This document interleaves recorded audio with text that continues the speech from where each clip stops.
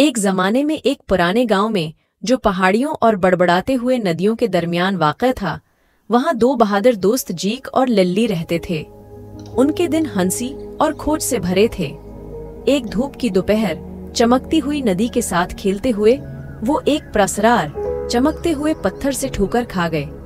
जैसे ही उन्होंने उसे छू लिया, एक प्रफतन रोशनी ने उन्हें लपेट लिया, उन्हें एक जादुई दायरे में ले गया।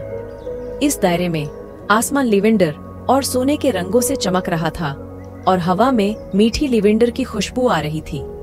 जीक और लल्ली ने अपने आप को एक प्रक्षुब्ध जंगल में पाया, जहां दरख्त राजों की सरगोशी करते हैं और गदगदी होने पर फूल हंसते हैं।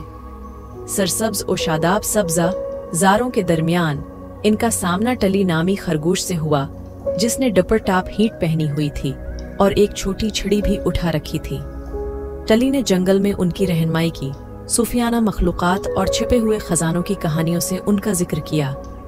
उनका सफर उन्हें एक चमकती हुई झील की तरफ ले गया, जिसकी हिफाजत एक खूबसूरत हंस के पास थी। सराफीना नामी हंस ने बहादुरी और मेहरबानी की कहानियां शेयर की। उसने जीक और लल्ली को जादुई पंखों से नवाजा, जिसने उन्हें आसमानों पर चढ़ने की सलाहियत अता की। एक साथ वो ज़ुमरद की वादियों पर अड़ गए, बर्फ से ढके पहाड़ों के ऊपर चढ़े और सितारों के दरमियान रक्स किया। बच्चों की हंसी जादू के दायरे में गूंज रही थी। वो जहां भी गए खुशी फैलाते थे। जैसे ही सुनहरी सूरज अफक के नीचे डूब गया,